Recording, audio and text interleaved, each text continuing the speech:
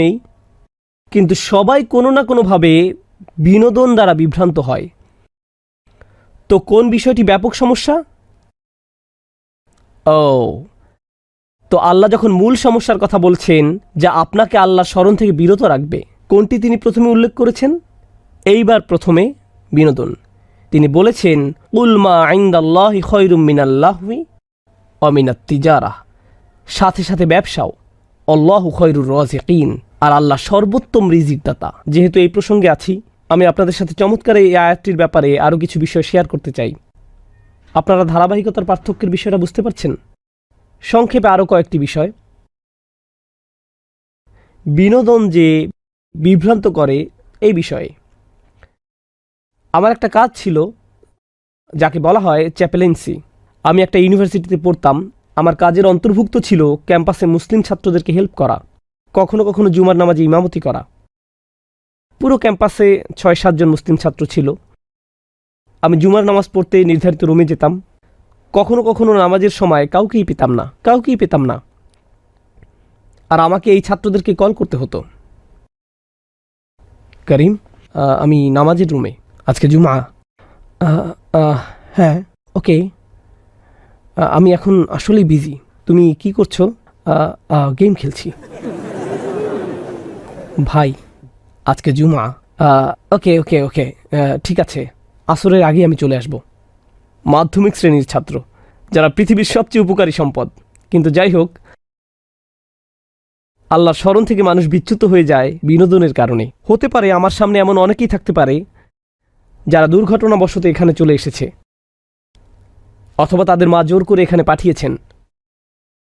হতে পারে আপনি ঘরে বসে আছেন, আপনার আছে PS3, Xbox 360, অথবা অন্য কোনো ফিতনা ডিভাইস, এগুলো নিয়ে বসে আছেন, আর আপনি খেলছেন grand theft auto, Assassin's Creed, অথবা মডার্ন ওয়ারফেয়ার। আর আপনি দরজা বন্ধ করে দিয়েছেন, পর্দা টেনে দিয়েছেন, আর আপনি এরকম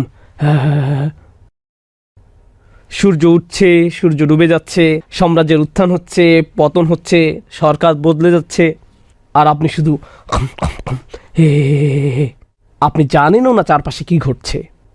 এরকম অনেকেই আছে। এগুলোর কারণে তারা জীবন থেকে বিচ্যুত। কারণ আমাকে র্যাঙ্কিং 5-এ যেতে হবে। এই র্যাঙ্কিং একসময় আপনার জীবনে বিশাল কাজে আসবে, তাই না? যদি অনলাইন র্যাঙ্কিংয়ে আপনার নাম কিছুটা উপরে ওঠে।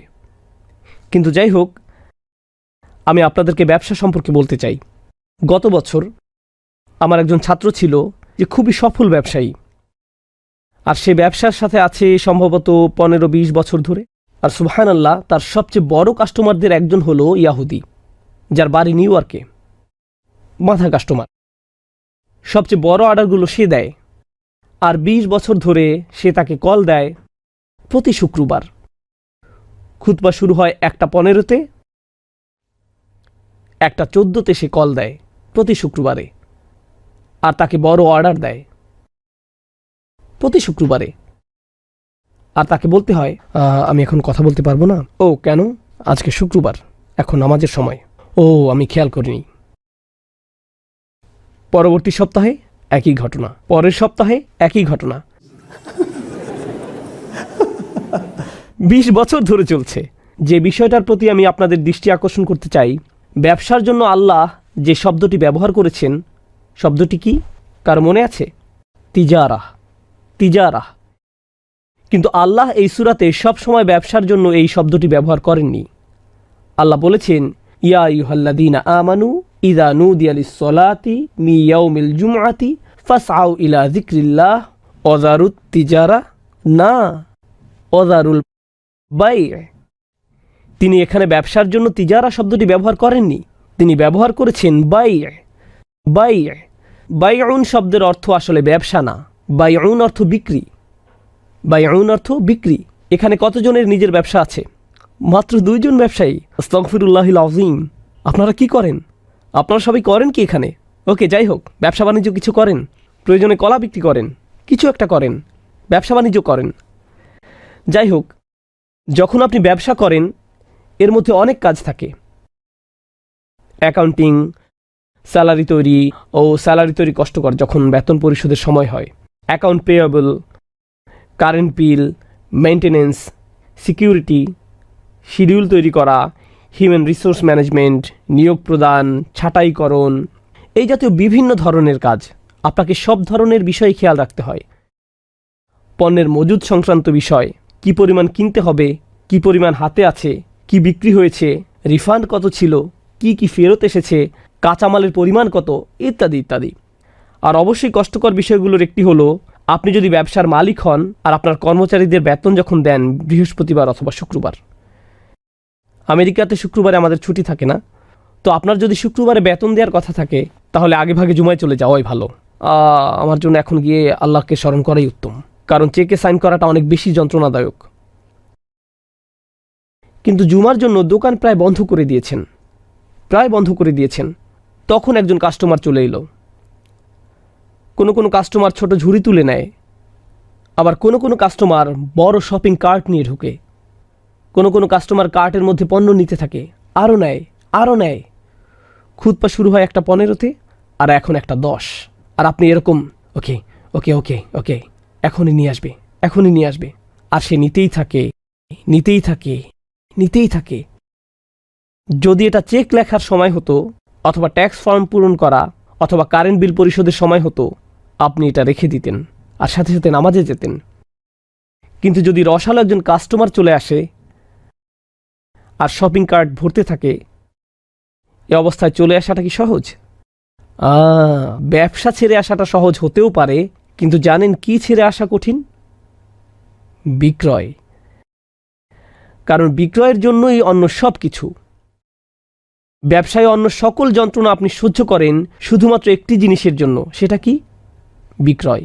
তো যখন বিক্রয় চলে আসে তখন বলেন সামান্য একটু দেরি হবে, নামাজ ধরতে পারবো, দ্বিতীয় রাকাত পেয়ে যাব, এই বিক্রিটা শেষ করে নেই, গুরুত্বপূর্ণ একটা কাস্টমার, আল্লাহ বলেছেন বিক্রয় বন্ধ করো। কিন্তু আমি কিভাবে টাকা কামাবো? আল্লাহু খায়রুর রাযিকিন, আল্লাহ রিজিক দিবেন, আপনি না। আল্লাহ সেই বিক্রয়টি দিয়ে আপনাকে পরীক্ষা করেছেন, আল্লাহ সেই রসালো কাস্টমার দিয়ে আপনাকে পরীক্ষা করেছেন। তখন আপনি বলবেন সরি, এখন নামাজের সময়, আমাকে যেতে হবে, এখন দোকান বন্ধ। শিওর কিনতে পারবো না, আমার কাছে নগদ টাকা আছে, এই যে দেখেন নগদ।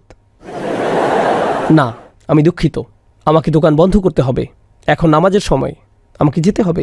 আল্লাহ আপনার জন্য এরকম পরীক্ষা পাঠাবেন। আল্লাহ এরকম রিজিক পাঠিয়েছিলেন বনী ইসরাঈলদের জন্য। যখন তাদের ইবাদতে ব্যস্ত থাকার কথা ছিল, মাছগুলো পানির উপরে লাফালাফি করত, তারা উপরে এসে তাদেরকে চোখ মেরে আবার পানিতে চলে যেত, তাই না? এসো।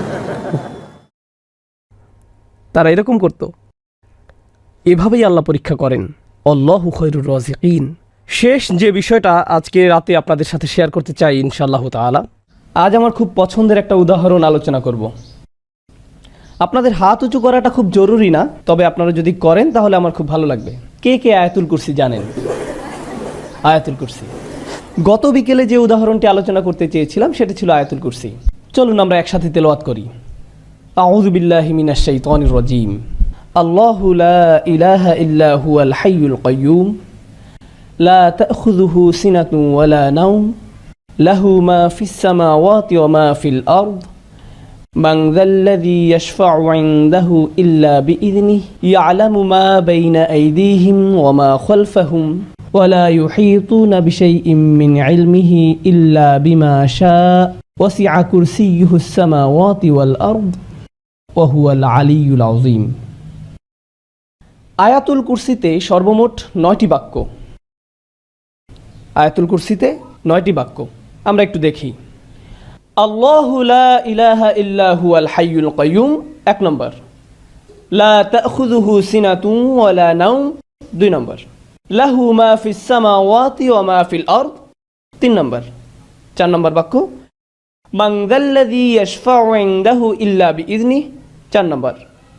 ইয়া'লামু মা বাইনা আইদিহিম ওয়া মা খালফাহুম 5 নম্বর।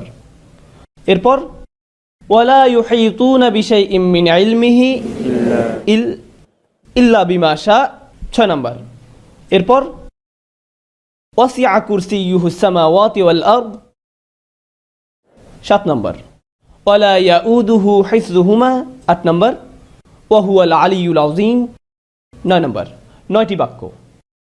প্রথম বাক্য আল্লাহু লা ইলাহা ইল্লা হুয়াল হাইয়ুল কাইয়্যুম, একটা চমৎকার বাক্য যেটি শেষ হয়েছে আল্লাহর দুটি নাম দিয়ে। কি সে দুটি? আল হাইয়্যু আল কাইয়্যুম, চিরঞ্জীব এবং সব কিছুর উৎস। পৃথিবীর সব কিছু সৃষ্টি করেছেন এবং নিয়ন্ত্রণ করছেন তিনি। বিস্ময়কর হলো শেষ বাক্য। লক্ষ্য করুন প্রথম বাক্য, এখানে এমন কিছু আছে যা কিনা শেষ বাক্যেও আছে, আর তা হলো অহুয়াল আলিয়ুল আযীম। প্রথম বাক্যে আল্লাহর কয়টি নাম রয়েছে? প্রথম বাক্যেও আল্লাহর দুইটি নাম রয়েছে এবং শেষ বাক্যেও আল্লাহর দুইটি নাম রয়েছে। আচ্ছা, দ্বিতীয় বাক্যটি কি? দ্বিতীয় বাক্যে যাওয়ার আগে সিকিউরিটি গার্ড নিয়ে একটু কথা বলি।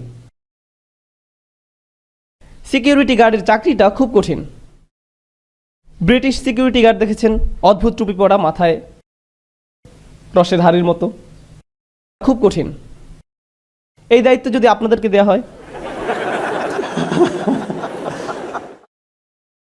পেশায় যদি আপনি একজন সিকিউরিটি গার্ড হন,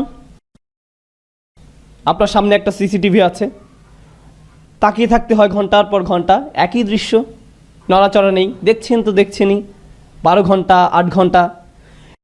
এটা কি খুব মজার কাজ? আপনি যদি কিছু পাহারা দেন তাহলে কি ঘটবে?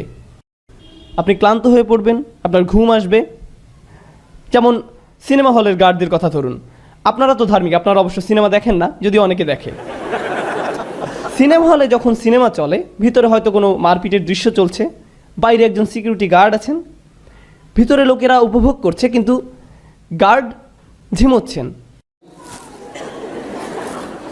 হঠাৎ করে তিনি লাফ দিয়ে ওঠেন।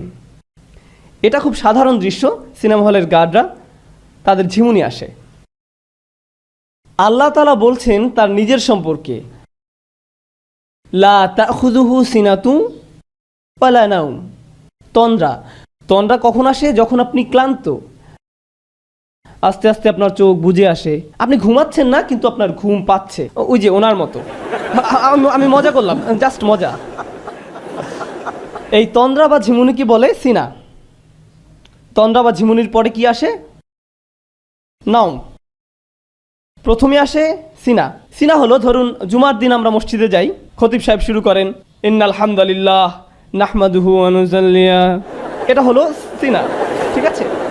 এরপর যখন তিনি বলেন আইয়ুহাল ইখওয়াতুল কিরাম, এটাই হলো নাওম, এটাই হলো নাওম।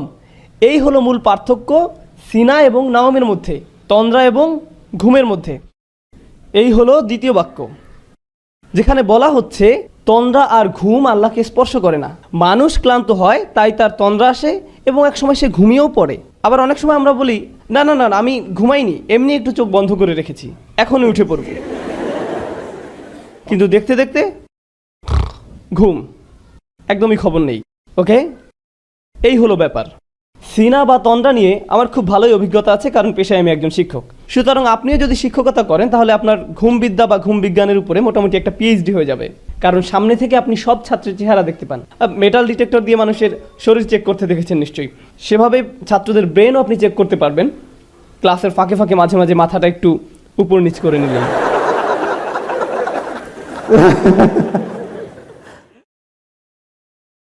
এই হলো দ্বিতীয় বাক্যের আলোচনা, ঘুম না ক্লান্তি ও ঘুম নিয়ে, তন্দ্রা এবং ঘুম সম্পর্কে। শেষ দিক থেকে দ্বিতীয় বাক্য কি? ওয়ালা ইয়াউদুহু হিফযুহুমা, আকাশ এবং জমিন পাহারা দিয়ে আল্লাহ ক্লান্ত হন না। যখন কেউ ক্লান্ত হয়ে যায় তখন তার তন্দ্রা আর ঘুম পায়। দ্বিতীয় বাক্যের সাথে শেষ দ্বিতীয় বাক্যের এই হলো চমৎকার মিল। লা তাখুযুহু সিনাতুন ওয়ালা নাওম ওয়ালা ইয়াউদুহু হিফযুহুমা। আল্লাহ বলছেন লাহু মা ফিস সামাওয়াতি ওয়া মা ফিল আরদ, আসমান এবং জমিনে যা কিছু আছে সব তিনি নিয়ন্ত্রণ করেন। এই বিষয়ে কথা বলার আগে দুটি বাক্য, আল্লাহর দুটি নামের মধ্যে পার্থক্য বুঝতে হবে, মালিক এবং মালিক। আল্লাহর দুটি নাম মালিক ও মালিক, দুটি শব্দের মধ্যে পার্থক্য ধরতে পারলে আয়াতটা বুঝতে সহজ হবে, এই জন্যই বলা।